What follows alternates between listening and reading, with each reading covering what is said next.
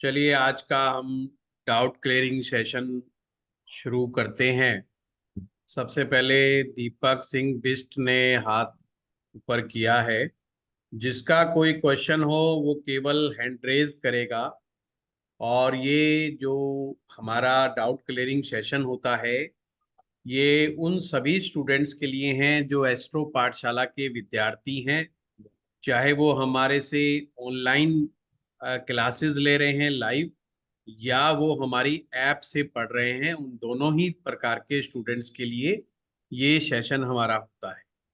इसमें आप ज्योतिष से संबंधित कोई डाउट, कोई कंसेप्ट क्लियरिंग है वो आप जो है पूछ सकते हैं। हाँ, दीपक जी से शुरुआत करते हैं। दीपक जी बताइए। नमस्ते गुरु जी। नमस्ते।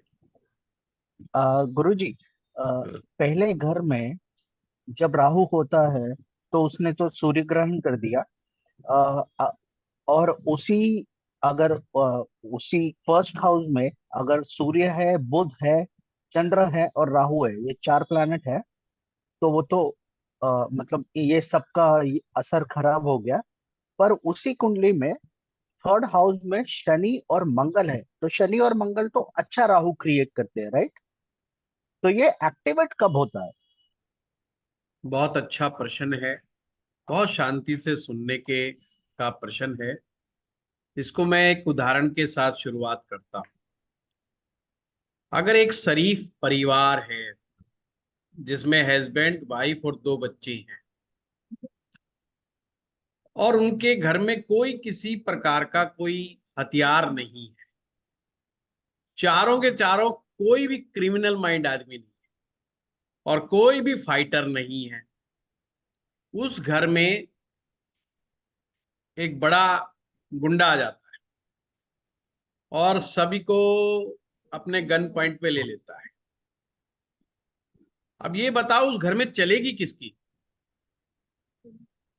जो सर गुंडे की। गन वो पॉइंट पे ले कहता है लेगी। वो कहता है कि मैंने 3 दिन के लिए यहीं पे रहूंगा मैं।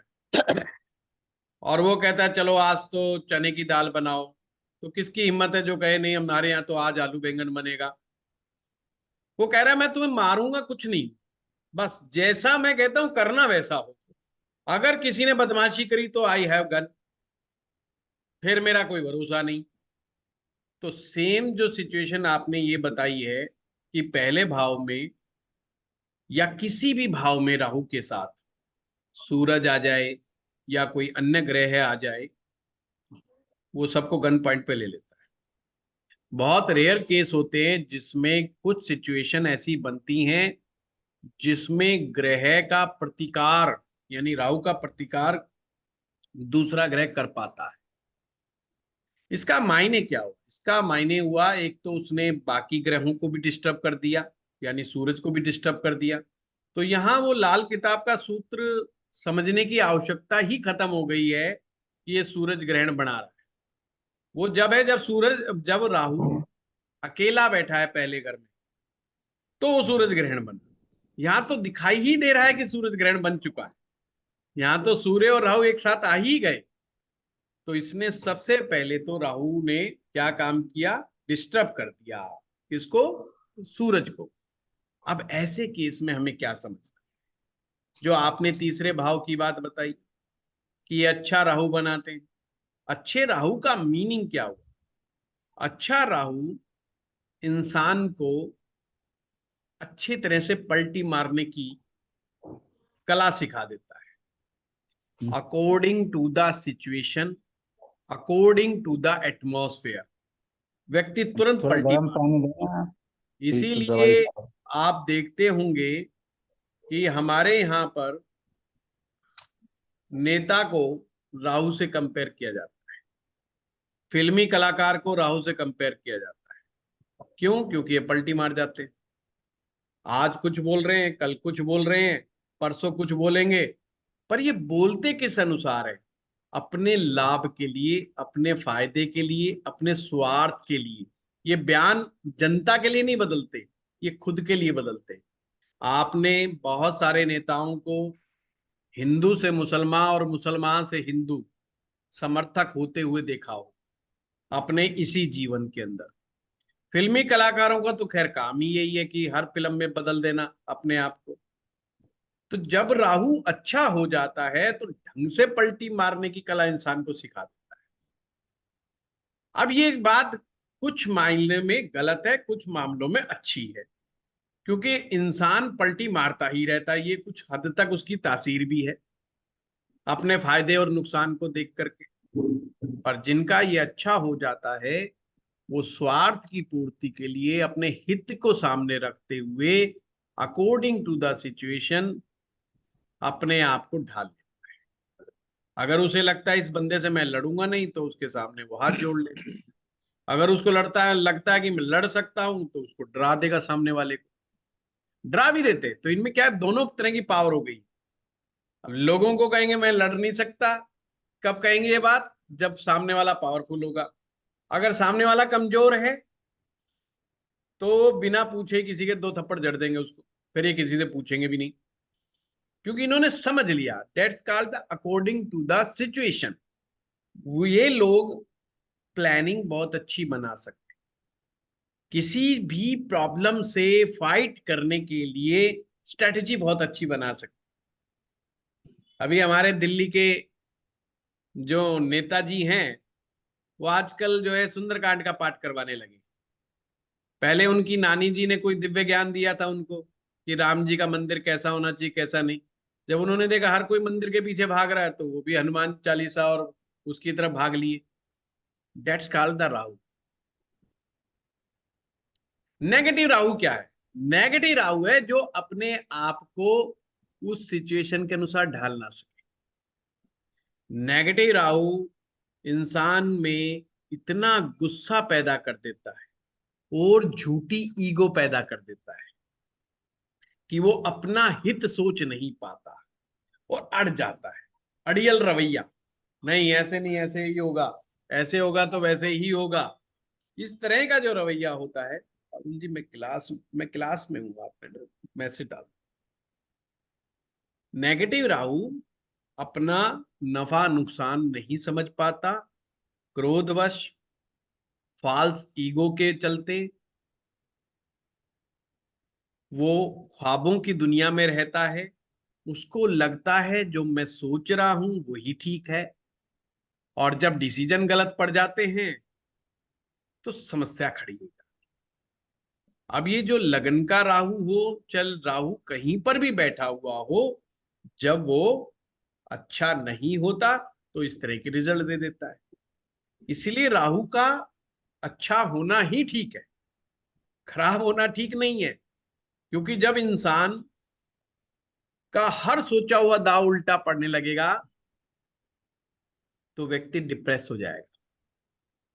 और डिप्रेशन को कम करने के लिए, स्ट्रेस को कम करने के लिए उसको यार दोस्त भी कोई राहु वाला ही मिले, है कि एक सुट्टा मार, 6 घंटे 8 घंटे तुझे तो पता चलेगा नहीं कि डिप्रेशन होता क्या है। इन दवाइयों में कुछ नहीं रखा, मेरे पास ही बढ़िया दवाई है।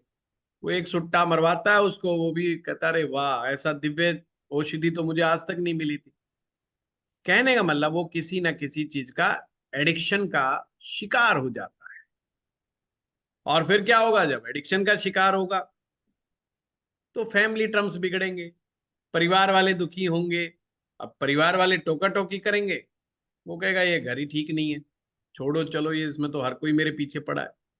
तो ये कॉन्सिक्वेंसेस जो बनते हैं, यानी जो एक पूरी एक सीरीज बन जाती है एक चीज से, और हमारी लाइफ पूरी की पूरी दूभर हो जाती है, हमारा लाइफस्टाइल सारा का सारा बिगड़ जाता है। तो राहु का अध्ययन ज्योतिष में बहुत इंपॉर्टेंट भी है, जिसे आज हम सब सुनते होंगे। आप डॉक्टर कहते हैं कि अरे ये तो लाइफस्टाइल की बीमारी आ गई। पर क्या ज्योतिष में समझा है कि लाइफस्टाइल को बिगाड़ता कौन? लाइफस्टाइल को बिगाड़ने का काम भी हमारा राहु ही करता है। राहु जिसका अच्छा होगा, कम से कम वो पलटी बेशक मार ले, और वो अपने लाइफस्टाइल को बहुत हद तक हमेशा समय समय पे सुधारता रहता है। और जिनका राहु पॉजिटिव नहीं होता, गड़बड़ होता है, वो इस चीज को समझ भी नहीं पाते। ये प्रॉब्लम।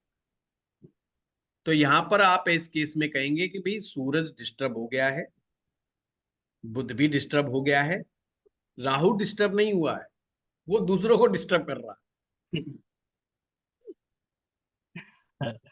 गुरुजी, तो ये जो अच्छा राहु है वो एक्टिवेट कब होता है? मतलब अभी हमेशा, बचपन से हमेशा तो ये एक्टिव रहता ग्रहण होगा। है। देखिए, हमेशा एक्टिवेट ही रहता है। हमें कुछ समझना पड़ेगा चीजों को। एक अच्छे ज्योतिषाचार्य को लाइफ को समझना बहुत जरूरी है, उम्र को समझना बहुत जरूरी है। अगर वो एक 15 साल का लड़का कोई गलती कर रहा है, तो ये इसलिए गलती कर रहा है क्योंकि उसको नॉलेज नहीं है, उसको ज्ञान नहीं, या वो गलत ज्ञान लेके बैठा हो, उसके पास अनुभव नहीं है। पर वही 50 साल का आदमी जब गलती करेगा, सेम गलती दोहराएगा, तो मामला गड़बड़ा जाएगा। अब जरूरी नहीं है कि जिसका राहु अच्छा है वो 15 साल की उम्र में गलती नहीं करेगा। ये तो लाइफ है, एक उम्र है। जब 5 साल का बच्चा आपके घर में कोई चीज तोड़ देता है, 4-5 साल का बच्चा, तो आप उसको धनाधन पीटने नहीं लग जाते। आप उसको डांट देते हैं, फटकार देते हैं, आप उसको लर्निंग स्टेज में हो। आप उसको ऐसा डांट देते भाई दोबारा तेने करा तो ठीक नहीं होगा। पर वही 15 साल का बच्चा चीज तोड़ेगा तो पापा और मम्मी दोनों पीटेंगे उसको कि भाई अब ये नहीं समझ में आया, इसको 2-4 लगाई दो। पॉइंट समझ रहे हो नहीं? और वही 40-50 साल का आदमी तोड़ेगा तो सारे उठा के डॉक्टर के पास ले जाएंगे। पीटेगा कोई नहीं, उठाएंगे डॉक्टर के पास ले जाएंगे कि ये मेंटल प्रॉब्लम है, कि इस उम्र में भी ये तोड़ फोड़ कर रहा है। तो ये अलग अलग है। तो आपने ये समझना है, कोई भी ग्रह अच्छा हो या बुरा हो, उसका इफेक्ट हमेशा रहता है, बना रहता है। हमें अपने आप को ढालना होता है ये समझ करके कि कौन सा इफेक्ट अच्छा दे रहा है, कौन सा बुरा दे रहा है। अगर जो ग्रह बुरा दे रहा है, मान लो मैंने जैसे आप लोगों को कराया कि मंगल किसी का बद है, तो उनको डाइजेशन से रिलेटेड इश्यूज होते हैं, उनको पेट की तकलीफें होती हैं, उनको फैटी लीवर होता है। ये हमने करवा दिया। परंतु ऐसा थोड़ी है कि वो फैटी लीवर जो है 12 साल के बच्चे का हो जाएगा। हाँ, तो पहुंचा ही नहीं वो, समय लेगा, it will take the time. पर एक्टिव है। पर वो मंगलबद क्या दिखाएगा उसको? झगड़ा वो सबसे करता रहेगा। उसके अपने भाइयों से नहीं बनेगी, बहनों से नहीं बनेगी। वो कभी माँ बाप से लड़ेगा, कभी चाचा ताऊओं से लड़ेगा, कभी पड़ोसियों से झगड़ा करेगा। आदतें वही है, पर बीमारी का असर आने में समय लगेगा। ये आप लोगों को कब समझ में आएगा? जब आप लंबे समय तक ज्योतिष का अभ्यास करेंगे तो ये चीज समझ में आएगी, अदरवाइज नहीं आएगी। सिंपल। चलिए अगला लेते हैं। हाँ, रेनू पाटिल जी। थैंक यू गुरुजी। Thank you. बाकी लोग म्यूट पे रहें। नमस्ते गुरुजी। नमस्ते। पिछले क्लास में आपने जो कहा था कि जो मित्र ग्रह है सूर्य, जो सब ग्रह के, उसमें उनमें मुझे एक डाउट था कि शनि का जो मित्र है, जो बुध शुक्र राहु, परंतु बुध का शनि मित्र नहीं है। वो जरूरी जैसे नहीं है, वैसे वो जैसे जरूरी नहीं वैसे है। रेनू जी रुकिए, मैं आपका पॉइंट ही समझ गया। हाँ। देखिए, आपके मान लीजिए 3 मित्र हैं, हम्म, कोई भी नाम रख लीजिए उनका, है ना? सुनीता, कविता, है ममता, कोई नाम रख लीजिए। पर क्या जरूरी है वो तीनों भी आपस में दोस्त हो? नहीं। वो इंडिविजुअल आपके साथ दोस्त है, पर वो जरूरी नहीं कि वो 3 जो हैं आपकी मित्र हैं वो आपस में भी बेस्ट फ्रेंड। हो सकता है 3 में से एक आपकी बहुत ज्यादा क्लोज है, एक कम क्लोज है, एक वो है कि जो आपके लिए जीवन में हमेशा साथ देती है। पर जरूरी तो नहीं वो तीनों में आपस में बनती है।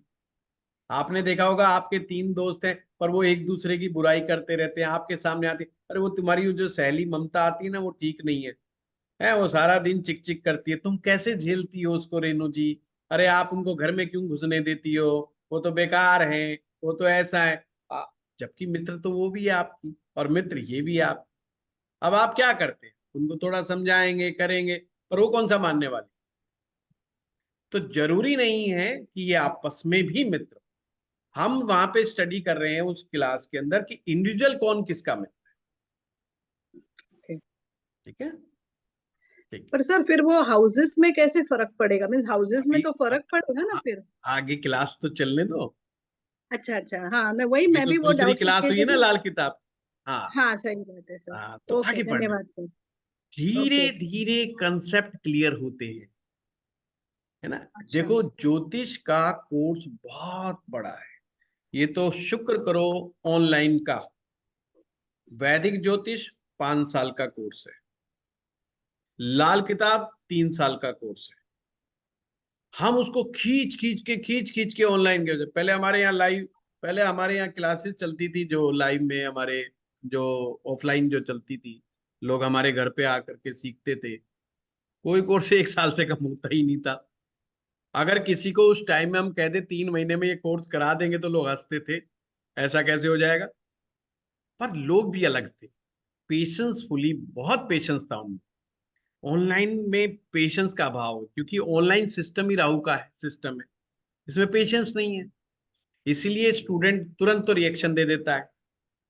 2 क्लास 3 क्लास में ही रिएक्शंस आनी शुरू हो जाती हैं, आगे के क्वेश्चन पहले आने शुरू हो जाते हैं। पहले ऐसा नहीं होता था, सिस्टम्स था, बहुत प्यारा सिस्टम था। हाँ, टाइम लगता था, पर वही उस रख दे, जमाने में, उस ये रख जमाने में दे। आप हैरान होंगे कि सक्सेस रेट बहुत ज्यादा। यानी जो आदमी ज्योतिष सीख रहा है तो सीख के ही निकलेगा। आज क्या है, थोड़ा सा टच किया, समझ में थोड़ा बहुत आ गया तो कोई टिक गया, नहीं भाग गया। और बस फिर इधर उधर जा करके बस कमेंट ही कसता रहेगा, ये ऐसे ये ऐसे ये ऐसे ये ऐसे, बाकी नहीं बस की बात। जो मूल सिद्धांत है ना ज्योतिष सीखने के, वो गायब है। इसीलिए जैसे कई लोग कहते हैं कि प्रेडिक्शन हमें नहीं आई। प्रेडिक्शन तो सीखा ही नहीं, प्रेडिक्शन के सूत्र सिखाए हैं।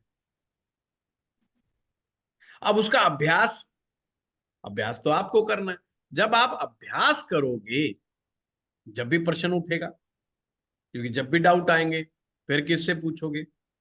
पर कोर्स तो आपने 3 महीने का 6 महीने का ही किया है, तो फिर समस्या खड़ी हो जाती, और उसको लगता है यार फिर दूसरी जगह चलो, क्योंकि हमने तो सीख लिया। वहां पर भी वही सूत्र समझाए जाएंगे, प्रेडिक्शन नहीं है। अगर एक ही जगह टिक करके, एक ही जगह समझ करके आप टिके रहोगे, तो आप ज्योतिष सीखोगे ही सीखोगे। कोई दुनिया की ताकत नहीं आपको मना कर सकती ज्योतिष सिखाने से। भाग दौड़ करने से कोई लाभ नहीं। आप वहां पर जुड़े रहे। अब क्या है कि वो कहते हैं अच्छा ये थोड़ा सीख लिया, थोड़ा मेरे पास फोन्स आते हैं, जब मैंने केपी भी सीख लिया, मैंने वो भी सीख लिया, फिर मैं बात करने लगता हूँ। अच्छा भाई फिर बताओ, ये तो नहीं पता जी हमें। फिर भाई सीखा क्या, जो सीखा है वो बताओ। आप ऐसे सीखो कि जो सीख लिया दोबारा सीखने की जरूरत। अगर बेसिक ही सीखा है, पर बेसिक ही मजबूती से सीखा, वो भी काम करेगा। पर सर उम्मीद फिर अल्ट्रा एडवांस की मत सोचो। अपने आप को सेल्फ एनालिसिस हर विद्यार्थी को करना चाहिए कि भाई मैंने कितना सीखा है, मैं कितना कर सकता हूँ। समस्या क्या हो गई, अभी यूट्यूब में अपने आप में एक समस्या भी है और अब बहुत बड़ा सॉल्यूशन भी है। अब जो गड़बड़ा जाते हैं वो, अच्छा वो किसी हायर लेवल का, अभी मैं आज ही एक मैंने अभी प्रतापशील की क्लास ली थी अष्टम भाव पर। क्योंकि एंडिंग जो सेशन होता है हर सेशन में हमारे टीचर के द्वारा, जो मैं ही करता हूँ, तो उसमें मैं अष्टम भाव पे बोला। अब अष्टम भाव इतना गहरा था, वो मैं कुछ फिलोसफिकल बातें इतनी गहरी बोल गया, कुछ लोगों को नहीं समझ में आया, वो यूट्यूब पे डाल दिया। अब उसमें से हर रोज एक आदमी ऐसा होता है जो ये लिख देता है भाई मेरे तो सर के ऊपर से गया। अब मैं खुद मानता हूं हर आदमी फिलॉसफी को समझ सकता है क्या? अब इस बात को मुझे पता है, अब पर जो दूसरा आदमी देख रहा है वो कहे यार पता नहीं क्या बोल दिया इस वीडियो के अंदर जो अगले को समझ में नहीं आया। कहीं तो ये भी लिख देते टाइम वेस्ट। अब टाइम उनका वेस्ट क्यों हुआ? क्योंकि वो बात बहुत गहरी थी और उस व्यक्ति का सतर केवल राशियों तक का था। जिसने ये तो सीख लिया कि मंगल चौथे में बैठा है कि 10वें में बैठा है, उससे ज्यादा नहीं पता था उसको ज्योतिष के बारे में। पर आप कुछ कर ही नहीं सकते, आप उसको हाथ थोड़ी पकड़ सकते भाई क्यों लिख दिया। तो इसीलिए सभी मैं विद्यार्थियों को एक बात कहता हूं कि हैव ए पेशेंस। आप आए हो तो धैर्य बना करके रखो। जब आपको 10 क्लास 12 क्लास 15 क्लास में जिस टीचर के साथ आनंद आ रहा है, हर चीज समझ में आ रही है, तो फिर काहे को भाग रहे हो? आज के दिन में हमारे पास एस्ट्रो पाठशाला में लोग पहले वीडियो मेरा देख चुके होते हैं फिर आते हैं। पर जब आपको मजा आ रहा था तो अब भी आएगा। अब कौन सा सुनील वशिष्ठ बदल जाएगा? और 20 साल पुराना एक्सपीरियंस। कोई ऐसा नहीं कि अपन कल ही आए हैं, अपन भी 6 महीने का कोर्स करके आए हैं कहीं से। ऐसा कुछ नहीं है।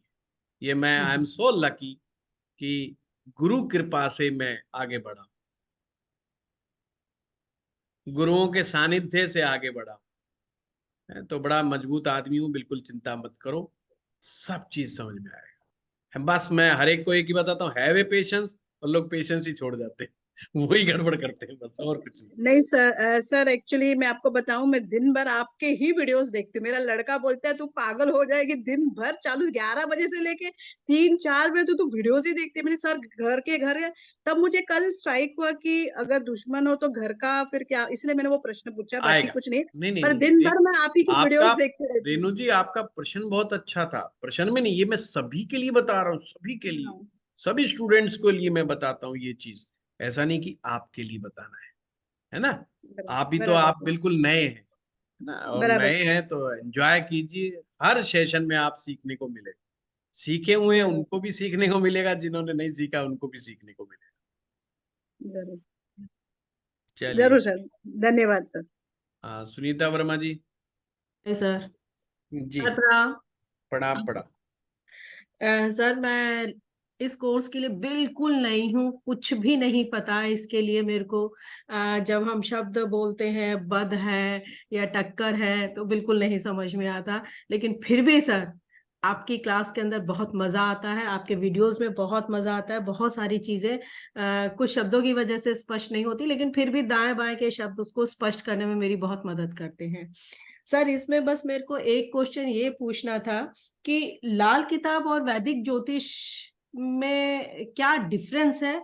और एक जो सर 2-3 क्लासेस से मेरे को जो चीज समझ में आई है वो ये समझ में आई है कि लाल किताब के अंदर भाव, राशियां और ग्रह अपनी जगह पे फिक्स हैं। और जब वो फिक्स है तो क्या ये डिफ्रेंशिएट हो जाता है? जब हम आगे इसको शायद पढ़ने से समझ में आएगा, डिफ्रेंशिएट हो जाता है कि हम किस चीज को कैसे पकड़े। जैसे गुरु को 4th हाउस में हमने पकड़ा, तो सिर्फ गुरु जब 4th हाउस में होगा तभी वो हमारा किस्मत का ग्रह बनेगा, कहीं और होने पर वो नहीं बनेगा। सबसे पहले तो Sunita ji, you are so lucky कि आप नए हो। मैं सर बिल्कुल नहीं हूँ, इसकी कोई हाँ, भाषा भी इसीलिए नहीं मैंने पता आपको है। लकी बोला, you are so thank you Lucky. Sir. Second thing, आपने बोला कि इसका डिफरेंस क्या है, ये मैंने कई बार वीडियो में समझाया है। लाल किताब और वैदिक ज्योतिष जी सर। कोई अंतर नहीं है। वैदिक ज्योतिष बहुत गहरा है, बहुत गहराई के साथ जड़ों से बंधा हुआ। लाल किताब थोड़ा क्विक है। जो डिफरेंस आपने पूछा, जो टेक्निक्स हैं उसकी, कुछ टेक्निक्स लाल किताब की प्लैनेट को जज करने की ज्यादा इजी है एज कंपेयर टू वैदिक ज्योतिष। ओके ठीक है? सर। तो जी वो, सर। अगर रिजल्ट की बात करें, दोनों का रिजल्ट सेम है। Okay sir. Same result means, जैसे आपने क्वेश्चन पुट किया कि अगर गुरु चौथे में होगा जी तो ही क्या किस्मत का ग्रह बनेगा? जी। किस्मत का ग्रह, ये लाल किताब का कंसेप्ट। ओके।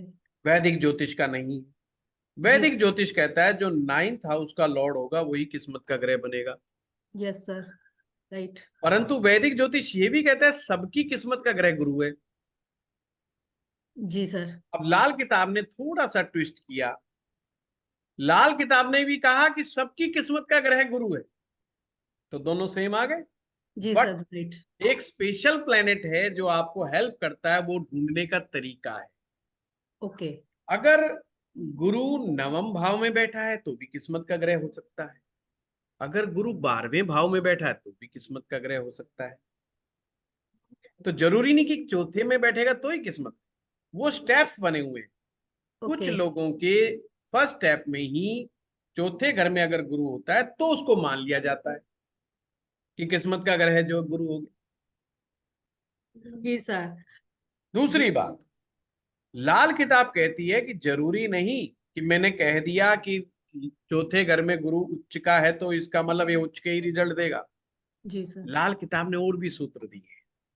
उसने कहा उच्च का देखने के लिए पहले ये ढूंढ देख लो कि उच्च का देगा भी नहीं देगा रिजल्ट। ओके, ये भी है अभी। तो उसके लिए सिद्धांत बताया, राहु बुध और शुक्र ये 3 ग्रह है, इनमें से कोई भी ग्रह है, इन तीनों में से कोई भी एक ग्रह दूसरे भाव में, 5वें भाव में, 9वें भाव में, 12वें भाव में अगर बैठा हुआ है तो गुरु चौथे में होते हुए भी उच्च का परिणाम नहीं। ओके। अब उसको वैदिक में जाकर के अगर हम देखें, पहली बात तो वैदिक ज्योतिष चौथे भाव के गुरु को उच्च का नहीं मानता। जी। उच्च का जब मानता है जब वो कर्क राशि में कर्क हो, राशि में हो, राइट सर। उसका फिक्स्ड है। पर जी वहां सर। पर भी ट्विस्ट है। जब आप वैदिक ज्योतिष को आगे पढ़ोगे तो वैदिक ज्योतिष कहता है मैं बेशक कह रहा हूं ये उच्च का है, पर चेक करो उच्च के परिणाम देगा कि नहीं देगा। Yes sir. तो उसमें 2 तरीके हैं इसको चेक करने के। एक है कंसेप्ट ऑफ डिस्पोजिटर, ओके। या कंसेप्ट ऑफ डिस्पोजिटर क्या होता है कि ग्रह जिस राशि में बैठा हुआ है उसका राशिनाथ, जैसे गुरु कर्क राशि में बैठा है तो उसका राशिनाथ होगा चंद्रमा। चंद्रमा, राइट सर। तो चंद्रमा ताकतवर है कि नहीं। ओके। अगर मान लो चंद्रमा पिट गया तो वैदिक ज्योतिष के अनुसार गुरु उच्च के परिणाम खत्म। नहीं नहीं देगा। देगा, राइट सर। Right sir. दूसरा क्या तरीका है, ये चेक करो कि गुरु नवमांश कुंडली में किस किस हालत में बैठा। अगर वहां उसने अच्छा परफॉर्मेंस नहीं दिखाई तो गुरु उच्च के परिणाम नहीं देगा। अब जिसको डिटेल पता है ना दोनों ज्योतिष की, वैदिक की भी और लाल किताब की, वो क्या कहेगा, वो कह रहे दोनों सेम है। क्योंकि दोनों ने बात कही दी पर दोनों ने टर्म्स एंड कंडीशंस भी रखी। लाल किताब भी अपनी टर्म्स कंडीशन रख रही है और वैदिक ज्योतिष ने भी टर्म्स एंड कंडीशन रखी। अब ऐसे में कोई बंदा ऐसा आ गया जिसने ये पढ़ रखा है कि गुरु कर्क राशि में उच्च का होता है वैदिक में, और वो मेरे जैसे से कंसल्टेशन लेने लग जाए और मेरे जैसा व्यक्ति कह दे यार ये उच्च का तू ही कह रहा है पर ये उच्च के कोई परिणाम नहीं है। देखा यार कैसा आदमी, हमने तो बड़ा नाम सुना इस आदमी का है, सभी ने तो मुझे उच्च का गुरु बताया, ये बंदे ने पता नहीं इसको ये उच्च का और नीच का ही नहीं पता चल रहा है इसको बेचारे को। तो समस्या हो गई नहीं हो गई, तो ये भी समस्या हो गई। अब जी। उसको कैसे बताएं, ज्योतिष तो बहुत आगे है, अभी तो तुमने जस्ट एक शुरुआत की है, कैसे ये हो सकता है। तो लोग अपना दिमाग जो लगाएंगे वो उसी हिसाब से लगाते हैं जितना उन्होंने सीखा होता लिखा है। है, राइट सर। Right sir. तो इसमें वैदिक ज्योतिष में बहुत गहराई भी है, लाल किताब में अच्छाई भी है। अब आप कहेंगे दोनों में क्या चीज डिफरेंस है या दोनों में क्या कॉमन है, कॉमन एक ही चीज है। वैदिक ज्योतिष भी कहता है कि करनी पड़ेगी लास्ट में भक्ति, अपने आप को सुधारने के अलावा कोई ऑप्शन ही नहीं, कोई रेमेडी नहीं। अब ये बात कह दो कि कोई रेमेडी नहीं है तो लोग बुरा मान जाते हैं।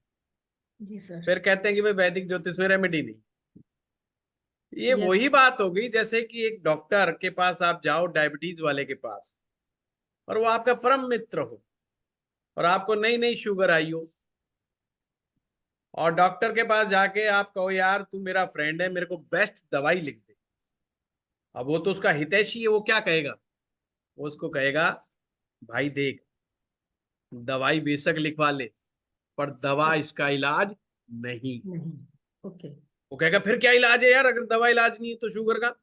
मैं तो सबसे देखा हूं, कोई गोली ले रहा है, कोई इंजेक्शन ले रहा है, तू कह रहा है इलाज ही नहीं है ये दवा और इंजेक्शन। वो कहता है अपने आप को सुधारना पड़ेगा, अपने लाइफस्टाइल को ठीक करना पड़ेगा, तुझे एक्सरसाइज करनी पड़ेगी, तुझे स्ट्रेस को रिमूव करना पड़ेगा, जीवन के अंदर थोड़ा रुपए पैसे की तरफ कम भाग है, अपने खान पान पर बड़ा ध्यान देना पड़ेगा, साधु संत वाली लाइफस्टाइल में आ जा, है ये चाट पकौड़ी छोड़ दे, इधर उधर मुंह मारना छोड़ दे। यार बेकार दोस्त है, कह रहा है सब चीज छोड़ दे, फिर मैं जीऊंगा कैसे? चाय छोड़ दे, समोसा छोड़ दे, यार मैं किसी के घर जाऊंगा क्या चाय नहीं पीऊंगा? चल चीनी तो चलो मैं समझ में आता कि छोड़ दूं, बाकी चीज कैसे छोड़ दूं? ये कह रहा है गेहूं छोड़ दे, ये कह रहा है चावल छोड़ दे। अरे मैं तो सारी जिंदगी गेहूं चावल खाया है, गेहूं चावल से कोई बीमार होता है? अब वो दोस्त था, उसने कड़वी बात समझा दी, उसकी बात समझ में नहीं आएगी। वो क्या करेगा? वो चुपचाप उठाएगा और अपने दूसरे डॉक्टर के पास भाग जाएगा, और दूसरा डॉक्टर कहेगा अच्छा ये भी ले, ये भी ले, ये भी ले, ये भी ले। फिर वो 2 महीने बाद, 6 महीने बाद जाएगा, बोला साहब बिल्कुल ठीक ठाक चल रहा है। फिर वो 1 महीने बाद जाएगा, डॉक्टर साहब आज चेक करा, आज फिर बढ़ गई। हाँ हाँ, लगता है डोज बढ़ानी पड़ेगी, एक गोली प्लस ले। अभी तो एक बार ले रहा था, अब तो 2 बार ले, फिर 3 बार ले। वो गोली के चक्कर में उससे कभी बाहर नहीं निकले, कभी नहीं बाहर निकले। वैदिक ज्योतिष भी यही कहता है कि भाई उपाय के चक्रव्यूह में मत फंसो, उपाय एक टेम्परेरी है, परमानेंट नहीं है, शॉर्ट टाइम के लिए। जब आप फंस जाओ, जब उपाय का सहारा लो। इसको आदत का हिस्सा मत, कर्म को ठीक करो, अपने लाइफ को ठीक करो, और भक्ति करो। अब लाल किताब कहती है कि लो भाई तुरंत रिलीफ के लिए मैं आपको ये उपाय भी दे रहा हूं, ये उपाय भी दे रहा हूं, ये उपाय भी दे रहा हूं। पर लाल किताब की अगर गहराई में जाओगे, फिलॉसफी में जाओगे, लाल किताब भी एक ही बात कह रही, बदलना तो तुम्हें पड़ेगा। ओके। उपाय से आप टेम्परेरी रिलीफ ले सकते। एक्चुअल चीज क्या है? एक्चुअल चीज है कंसल्टेशन। जो ज्योतिषी आपको लंबे समय तक ये बताता है क्या करना चाहिए और क्या नहीं करना चाहिए, मेरे केस में वो आपके लिए अच्छी दवाई है, पर लोग बुरा मान जाते हैं। ये मैं क्यों देख रहा हूं? मैं YouTube पर जिसमें उपाय बहुत सारे बताता हूं, वो वीडियो बहुत चलता है, और जिसमें फिलॉसफी बताता हूँ वो बेचारा धक्के खाता फिरता है? तो हमारी डिजिटल टीम कहती है गुरुजी आप उपाय बताओ, तो वो मेरे से जबरदस्ती करवाती है ये उपाय वाला प्रोग्राम, अदरवाइज मैं करता नहीं। क्योंकि मेरी खुद की फिलॉसफी ये है कि भगवान में आस्था ही नहीं रखनी, केवल कुछ आस्था के लिए कर्म भी बदलना है। हम भगवान को तो मानते हैं जी, फिर क्या समस्या आ गई? हम प्रॉब्लम में क्यों हैं? माने जाओ भाई, भगवान ने कहा लिखा मुझे मानोगे तो तुम्हें दुख नहीं आएगा? किस पुस्तक में लिखा है कि संसार में आने के बाद हमें बीमार नहीं होंगे? या किसने लिख दिया कि भक्त को दुख नहीं होता या कष्ट नहीं होता? कहाँ लिखा है? कहीं नहीं लिखा, हमने खुद सोच लिया कि हनुमान जी के मंदिर में जाएंगे, प्रसाद चढ़ाएंगे, जितना बड़ा प्रसाद चढ़ाएंगे उतना दुख कम हो जाएगा। लिखा कहाँ है? किसने कहा? प्रसाद चढ़ाना, हनुमान जी के मंदिर में जाना या देवी देवता के मंदिर में जाना आपको लाइन पर लेकर के आने का एक माध्यम है, परमात्मा मूर्ति में नहीं। मूर्ति हमें प्रेरणा देती है, जब हम मूर्ति के सामने जाते हैं और उसमें भगवान का भाव रखते हैं तो हमारी भावनाएं बदलने लग जाती, हम अंदर से चेंज होना शुरू करते हैं। पर लोग क्या देखते हैं, आंख आंख देख लो, बांसुरी देख लो, उनके पांव देख लो। अरे वो नहीं देखना, अपनी भावनाएं देख। भगवान के मंदिर में मत्था टेकने का मतलब समर्पित, स्वयं को समर्पित। रिलीज तो करो अपने आप को मन से कि मंदिर एक ऐसी जगह है जहां जाकर के स्वयं को जीरो करना पड़ता है। दो स्थान ऐसे होते हैं जीवन में, याद रखना, गुरु के चरण और मंदिर स्थल। जहां जाकर के जब आप मत्था टेकते हो तो आपके अंदर से निकलना चाहिए कि मैं तो केवल शून्य हूं, ना मेरे पास मेरे ईगो। अगर आपने अपनी ईगो को तिरोहित नहीं किया, यानी छोड़ा नहीं, जब भी ख्याल आ रहे हैं मैं बॉस हूं, मैं अफसर हूं, मेरा 5 लाख रुपए पर मंथ का पैकेज है और मैं इतना पावरफुल हूं, और फिर आप जोश में कहते हो भगवान मैं तेरे को ये चढ़ा दूंगा, है मेरा ये काम करा दे तो मैं तेरा फूलों का बंगला बना दूंगा, मैं ये क्या बना। अरे भाई तू कहाँ बना देगा? एक तरफ तो कह रहा है भगवान ने तुझे बनाया, फिर तू कह रहा है मैं भगवान का बंगला बना दूंगा, फिर अगले दिन पहुंच गया कि साहब मेरा बंगला बना दो। अरे ये क्या भिखारियों वाले हालात पैदा कर रखे हैं। जब हम ग्रंथ को पढ़ते हैं, जब हम शास्त्र को पढ़ते हैं, तो हमें लगता है यार ये चीजें तो लिखी ही नहीं है कहीं पर भी। क्या गीता में लिखा है कि आप हनुमान जी के प्रसाद बांट दोगे तो आपका ये काम हो जाएगा?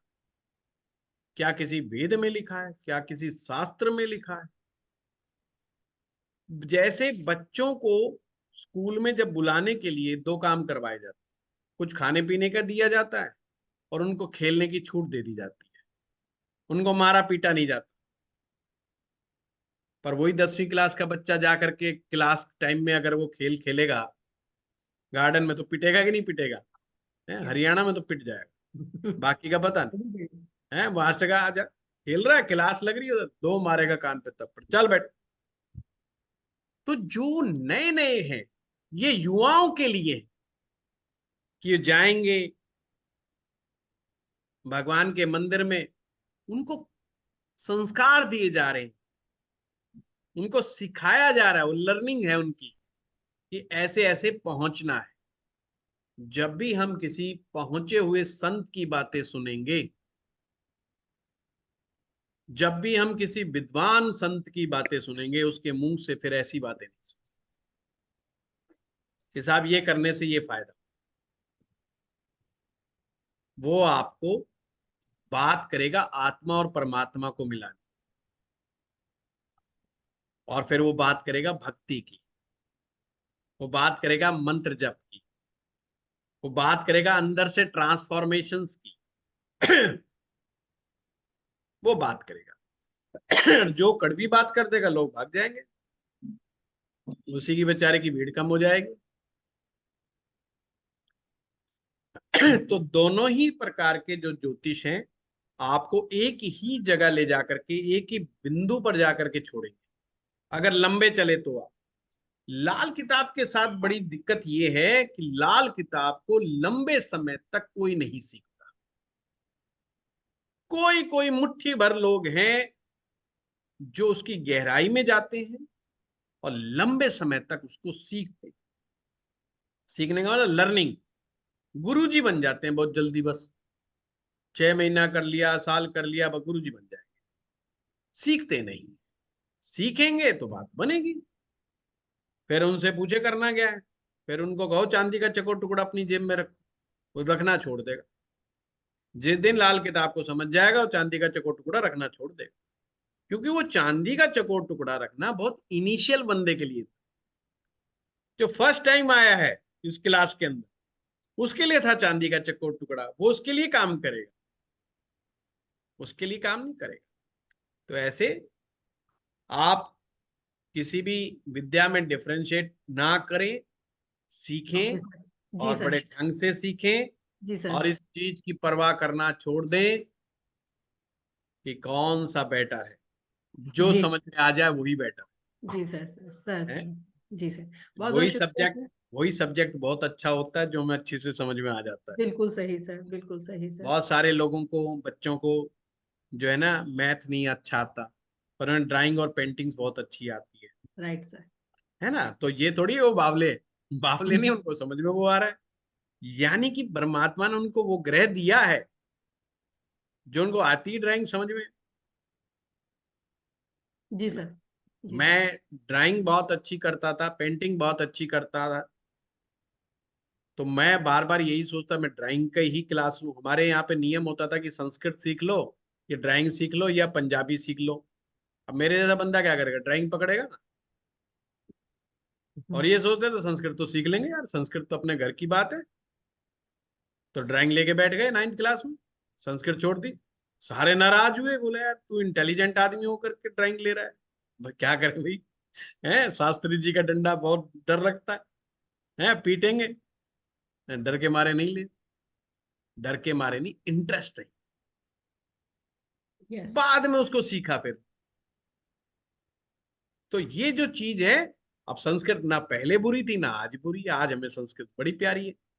अब हम सोचते हैं यार हमें तो बहुत आगे तक पढ़ना चाहिए था, पर साइंस के विद्यार्थी होने के कारण मौका कम लगा, तो बाद में पढ़ा। तो सब्जेक्ट अच्छा या बुरा नहीं होता, अच्छा या बुरा हमारी समझ होती है, या परमात्मा की कृपा जब पड़ जाए वो सब्जेक्ट समझ में आता जी सर, बहुत बहुत धन्यवाद सर। बहुत अच्छी से आपकी बात समझ में आई कि बदलाव ही हमारा एक श्रेष्ठ उपाय है। है। बहुत बस बस अच्छी बस। से। जी सर, बहुत बहुत धन्यवाद सर। हाँ जय हो जितेंद्र गुरुजी। जी, जितेंद्र जी अभी आ रहा हूँ सभी के पास। गुरुदेव को प्रणाम जी। प्रणाम प्रणाम। सर मैं ये देखता हूँ सर कि कई लोग मुझे ऐसे दिखते हैं कि सर वो एक एक उंगली में या पूरे हाथ में सारी उंगलियों में रत्न धारण किए रहते रहे। पता नहीं उनका लगन क्या है, वो है मतलब जिसका धारण किए हैं वो ये देखते भी नहीं कि लगन का दोस्त है दूसरा, मतलब बड़ा कंफ्यूज रहता हूँ सर। तो मुझे ऐसा लगता है सर कि वीडियो यूट्यूब में भी बहुत सारे वीडियो मैंने भी देखे सर। बहुत कम वीडियोस या बहुत कम मेरे को ये जानकारी मिलती है कि रतन कब नहीं पहनना चाहिए, इस पे ज्यादा इम्फेसिस यदि दिया जाए तो जो लोगों से गलतियां हो रही है सर उस पे जो है ना वो रोक लगेगी। देखो जितेंद्र जी, आपका प्रश्न बहुत उचित है, पर क्या करें, ये दोनों तरफ से समस्या है। रतन धारण करवाने वाला अक्सर ये सोचता है कि मेरा रतन बिक जाए तो अच्छी बात है। कई बार उसको सूत्र नहीं पता होता, दोनों तरह की बात है। अब आप ये देखिए, मेरे हाथ में सिर्फ एक एक ही रिंग है, ओनली वन, और आज से नहीं कई सालों से इसी को बदलता रहता हूं, बस जो करता रहता हूं।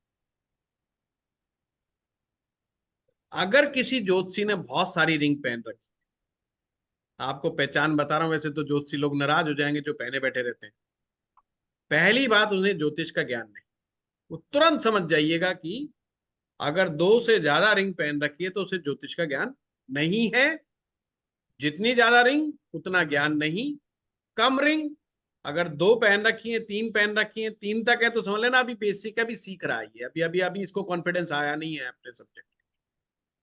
समझो बात को, एक आध समझ में आ जाता है। जहां तक क्या नहीं पहनना चाहिए, हाँ इसके पीछे बड़ा विज्ञान है, इसको एक लाइन में नहीं समझा जा सकता। इसके कई टेक्निक्स हैं, वो टेक्निक्स को हमें शांतिपूर्वक सीखना पड़ेगा, तो हम समझ पाएंगे कि किसका नहीं पहनना। ठीक है, तो वो आप धीरे धीरे सीख ही जाएंगे। अब आप हमारे साथ आ गए तो बता देंगे, कोई ऐसी बात। गुरुजी प्रणाम। प्रणाम। हाँ Soni ji. Thank you sir. हाँ जी, धन्यवाद। आपके जन्म प्रणाम। प्रणाम। गुरुजी मेरा सवाल एक बड़ा ही छोटा सा था। जैसे कि खाना नंबर 4 में चंद्रमा और शनि बैठे हुए हैं, हम्म। और किस्मत का ग्रह भी चंद्रमा बन जाता है, क्योंकि जैसे आपने कैलकुलेशन बताई है उस हिसाब से। और ठीक है। उसके ऊपर गुरु की दृष्टि पड़ जाती है, क्योंकि गुरु खाना नंबर 8 में है। ठीक है।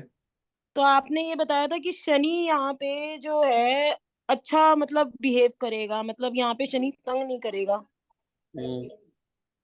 तो वही मुझे आपसे पूछना था कि इसको हम किस तरह देखेंगे। सोनी जी, पहली बात तो दो चीजों को एक साथ नहीं जोड़ना। गुरु की अच्छा जी। दृष्टि जब पड़ेगी जब आप वैदिक की दृष्टि लगाएंगे, हाँ लाल जी। किताब की दृष्टि अलग।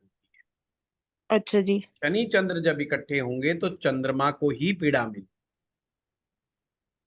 चंद्रमा ही फंसेगा। समझ गए बात को? अच्छा। हाँ, हाँ जी। वो अच्छा नहीं होता, चंद्रमा का अ- फंसना अच्छा नहीं।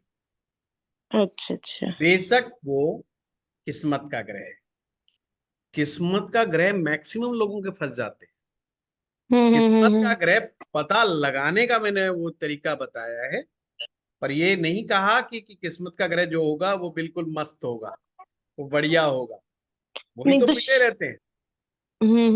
तो शनि यहाँ पे तंग नहीं करेगा बट। क्यों नहीं तंग करेगा? चंद्रमा को कर तो रहा तंग, और किसको करना है उसने? अच्छा। अरे चंद्रमा को पीट दिया बिल्कुल, हम्म। चंद्रमा ही खराब कर हम्म। दिया, और किसको पिटवाना है, हैं? नहीं मतलब पाप प्रभाव जैसे आपने बताया था कि फोर्थ हाउस में शनि जो है उसने सोनी वो जी, कर अभी रखा है कि। अभी आप सीखेंगे ना, मैं अभी भाव सिखाऊंगा क्लास के अंदर, जब आपको हाँ जी। कंसेप्ट क्लियर हो जाएगा। चौथा भाव जो है, में अगर शनि चंद्र इकट्ठे हो गए तो यहाँ चंद्रमा बुरी तरह से पिट जाएगा शनि से, अच्छा। तो चंद्रमा डिस्टर्ब हो जाता है। और लाल किताब का सिद्धांत है, चंद्रमा कहीं पर भी डिस्टर्ब हो जाए तो चौथा भाव अपने आप डिस्टर्ब। अच्छा। अभी सूत्र आगे आएंगे, चिंता मत। ठीक है। हाँ अंकुश जी, गुरुजी प्रणाम। प्रणाम।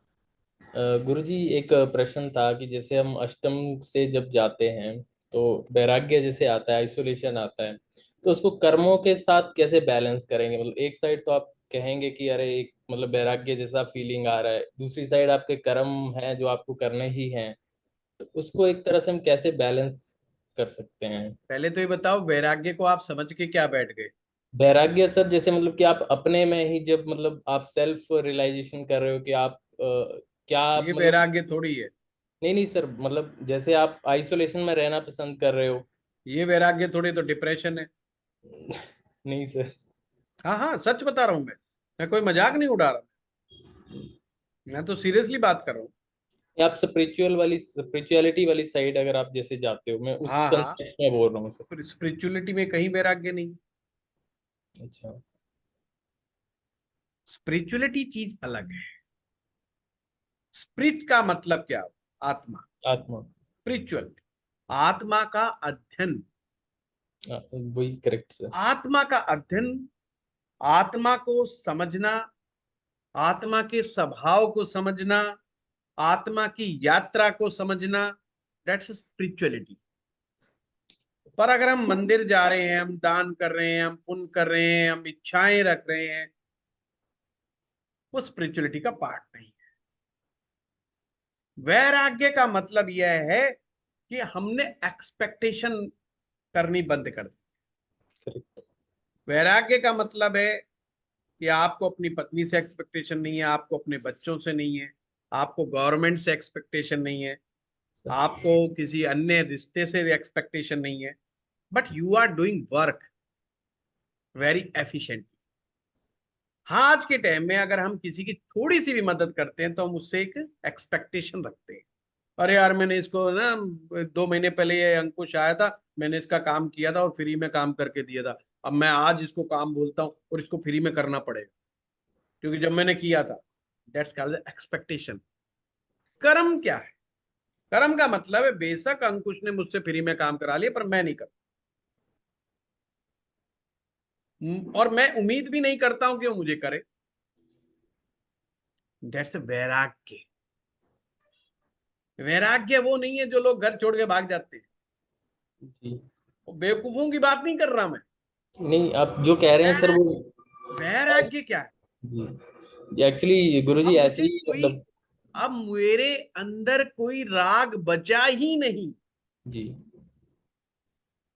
मेरे अंदर कोई इच्छा ऐसी बची ही नहीं। किसकी इच्छा? खुद के लिए नहीं, दूसरों से। जब हम चाहते हैं ये फला फला आदमी मेरे लिए ये काम करे, जी। और जब हम ये छोड़ देते हैं, जैसे वैराग्य, इवन हम जब भगवान से भी वैराग्य मतलब जो है इच्छा छोड़ देते हैं, तो वो वैराग्य, जब हम परमेश्वर को नहीं कहते अपनी प्रार्थनाओं में कि भगवान मेरा घर बनवा दे, मेरे बेटे की शादी करवा दे, मेरा फलाना काम करवा दे, जब हम सब ये टॉक इस तरह की हमारी परमेश्वर से खत्म हो जाती है, दैट स्टेज कॉल्ड वैराग्य। जी अब गुरु हम भगवान से संबंध कायम करते हैं, बट कोई अपनी डिमांड नहीं रखते। पॉइंट समझे? जी गुरु जी। हाँ, हम किसी भी प्रकार का डिमांड नहीं वहां पर। गुरु जी यही सेम सिम्टम्स आ रहे हैं एक्चुअली। अभी राहु की अष्टम में राहु है, तो इसी फेज से मैं जा रहा हूँ, मतलब कोई एक्सपेक्टेशंस नहीं हाँ, है। तो बहुत अच्छी बात है। जी। तो मेरे को ये कोई मतलब बुरा सर, नहीं है, जी, इसमें बुराई क्या है? बुराई नहीं है कि जो मतलब यही जो चेंजेस है, ट्रांसफॉर्मेशन है, ये मतलब एक तरह से अच्छा भी है। एक्सपेक्टेशन छोड़ रहे हो आप तो मतलब आप खुश भी रहते हो उसमें, आप खुशी भी रहते हैं, चलो ठीक है हम अपनी तरफ से कर रहे हैं, हमें एक्सपेक्टेशन नहीं रखनी है। जी गुरु हाँ, जी तो फिर डर धन्यवाद। काहे का है? नहीं, मेरे को मतलब यही था दोनों में डिफरेंस, की ऐसा तो नहीं कि कहीं मैं अनजस्टिफाई कर रहा हूँ अपने कर्मों को। हाँ, वो फिर अभी वैराग्य नहीं आया, फिर अंकुश अभी वैराग्य नहीं आया, अभी जी सिर्फ आ वैराग्य जाएगा। के बारे में सोच रहे हो। नहीं, जी गुरु बहुत जी आ बारीक अंतर जाएगा। होते हैं, इसलिए जी बातें बहुत गहरी हैं, इसलिए कई बार मैं यूट्यूब पे करता नहीं हूँ। है, जी अभी नहीं आया वैराग्य, बच गए आप हैं, अभी बचे आ हुए हो, जाएगा सर, चिंता गुरु ना जी करो। आपके आपके सानिध्य में रहेंगे तो आ ही जाएगा। हैं? ठीक गुरु है जी ना, तो अभी वैराग्य आया नहीं है, जी समझो बात को। जी वैराग्य के बाद क्या रिजल्ट आएगा? अगर ये भय व्याप्त है हमारे अंदर कि कहीं हम परिवार से तो अलग नहीं पड़ जाएंगे, कहीं हम समाज से तो अलग नहीं पड़ जाएंगे, कहीं हम और ही पर्सनैलिटी ना बन जाए, कोई हमें किसी और ही निगाह से ना देखना शुरू कर दे, अगर ये भय व्याप्त है तो अभी वैराग्य नहीं। वैराग्य जब आता है तो किसी चीज की परवाह नहीं करता। ये उस नदी की तरह होता है जिस नदी में बाढ़ आई हुई होती है, जो किनारे भी तोड़ देती है, जो इसके बीच में आता है वो तोड़ देती है। वो किसी पाप की परवाह नहीं करता। जो भगवान से उम्मीद नहीं कर रहा है वो किससे उम्मीद करेगा? तो उम्मीद ही छोड़ देता है ना। और वो क्या करता है, इसका मतलब ये नहीं कि वो अधार्मिक हो जाता है, वो रियल स्पिरिचुअल हो जाता है। अब उसका विश्वास, उसका फेथ जो है, वही उसकी पूजा है, उसकी प्रैक्टिस जो है ब्रह्म उपासना है। अब उसको उम्मीद खत्म है, और वो एकाकार होने के चक्कर में लगा हुआ है, बस आत्मा और परमात्मा, उसके अलावा उसको कुछ समझ में नहीं आता है। दैट्स कॉल्ड वैराग्य। और ये कुछ गलत भी नहीं है, ऐसा कुछ नहीं है। जी गुरु जी हाँ, दूसरों को परेशानी हो सकती है, वो बात। धन्यवाद गुरु जी। चलिए, चलिए, और किसी का प्रश्न? हाँ, चंदन जी। आचार्य जी प्रणाम। प्रणाम। आचार्य जी आपके जो भी क्लासेस हैं और लेक्चर्स हैं उसमें जो फिलॉसफी है वो बहुत अच्छी लगती है, हाँ, उसी के लिए मैं जुड़ा हूँ आपसे। चलो, ज्योतिषीय फिलॉसफी समझना चाहते हैं।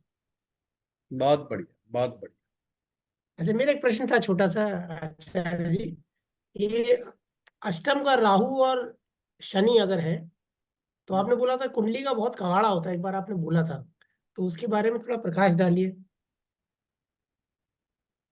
देखो, अष्टम का राहु चंडालवत माना गया, अष्टम का राहु चंडालवत माना गया है। ये जीवन में कई ऐसी प्रॉब्लम क्रिएट कर देते हैं जिसका हमें रूट कोज समझ में नहीं आता। शनि के साथ, शनि का सब साथ मिल जाता है उसे, तो और पावरफुल हो जाता है। तो ये चीज अच्छी नहीं है कि कोई भी ग्रह अगर गलत स्थान पर बैठा हुआ है, यानी कि अच्छा फेवरेबल स्थान नहीं है, और उसको किसी भी अपने मित्र ग्रह से मदद मिल जाती है, तो वो ताकत उसकी बढ़ जाती है। अर्थात वहां पर राहु ज्यादा शक्ति के साथ व्यक्ति को दुखी करने में कामयाब हो जाता है। ठीक है। क्या प्रभाव होता है सर? प्रभाव की फिर लंबी जो पूरा का पूरा कुंडली से ही समझ में आएगा, क्योंकि उसको रोकने वाले, दुष्प्रभाव को रोकने वाले भी अगर शक्तियां उसमें हैं कुंडली में, तो काफी हद तक कम अच्छा हो जाता है। अच्छा। हाँ रेणु कालरा जी। हाँ जी सर।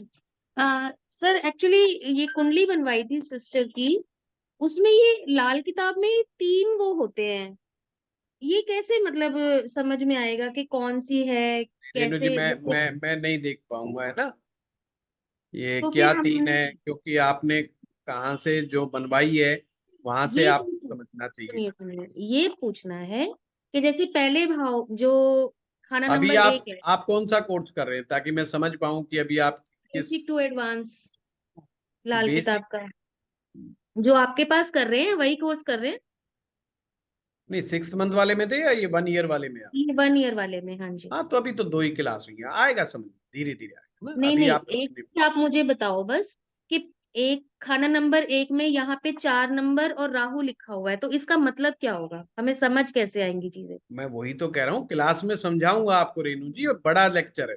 अगर मुझे अच्छा लगता है कि किसी टॉपिक पे मुझे 15 मिनट बोलना पड़ेगा, क्योंकि हमारे को 1 घंटा ऑलरेडी हो चुका है। अच्छा अच्छा। आज संडे वैसे मेरी वैसे ही बैक टू बैक कंसल्टेशन बहुत ज्यादा है, तो मैं इतना टाइम नहीं लगा पाऊंगा ना, इसीलिए मैंने कहा। ठीक ठीक है है, सर। चलिए। हाँ संध्या जी, कोई प्रश्न है आपका। रेणु दुबे जी। मैंने ये पूछना था, एक मेरा डाउट रहता है बस, कि ये जो स्थान परिवर्तन है, एक ग्रह का दूसरे के घर में बैठ जाना, आपस में अदला बदली कर लेना, वो क्या लाल किताब में भी होता है, उसका भी कोई हाँ रिजल्ट? बिल्कुल वो होता है दोनों जैसे संध्या जी। वैदिक में होता है तो इसमें भी होता है हाँ वहां पे उसका प्रभाव? नाम दिया गया है वही साथी मैंने ग्रह। पूछना था। साथी ग्रह नाम दिया गया है लाल किताब अच्छा, में साथी इस है। कंसेप्ट। हाँ ठीक है। तो वो एक दूसरे के भाव को फायदा देते, नुकसान देते ये? नहीं मैं वो मित्र हो जाते हैं, फिर फायदा देते हैं, पर देखना पड़ता है कौन किसको कितना दे रहा है ना। हाँ रेणु जी। ठीक है, थैंक यू जी, नमस्कार सर। जी नमस्कार सर। नमस्कार। सर जैसे आपने किस्मत का ग्रह निकालना बताया था, और अगर उसमें टक्कर लग रही है तो हम टक्कर के उपाय करते हैं, उसको जल प्रवाह के अलावा हम और क्या कर सकते हैं? बहुत सारे उपाय, बहुत सारे तरीके हैं, मैंने यूट्यूब पे डाले हुए भी हैं कि उपाय करने के कितने प्रकार के तरीके हैं, उन वीडियोस में आप देखिएगा। 6 या 7 तरीके ऐसे बताए गए हैं लाल किताब में, जिसमें हम माध्यम से कर सकते हैं उपाय, वो अच्छा, जैसे अकॉर्डिंग टू हल्की, सिचुएशन है। जी सर, जैसे हल्की टक्कर है उसके लिए मतलब तो मैंने कहा ना, अलग होएगा सिचुएशन देखनी पड़ती है ना। सर। और उच्च के ग्रह के क्या हम नग पहन सकते हैं? नग किसी का किस्मत भी का ग्रह पहना जा सर। सकता है, उसके अलग अलग नियम है। आज नहीं यही नहीं बात सर, जितेंद्र जी से बात हो रही थी ना, मैडम जी जी। ऐसे नहीं बता सकता ना मैं कि पहना जा सकता है कि नहीं पहना जा सकता, इसमें बहुत नहीं सारे सर, ट्विस्ट हैं। किस्मत के ग्रह। जी सर। कोई भी हो, उसमें भी बहुत सारे ट्विस्ट हैं, जी सर।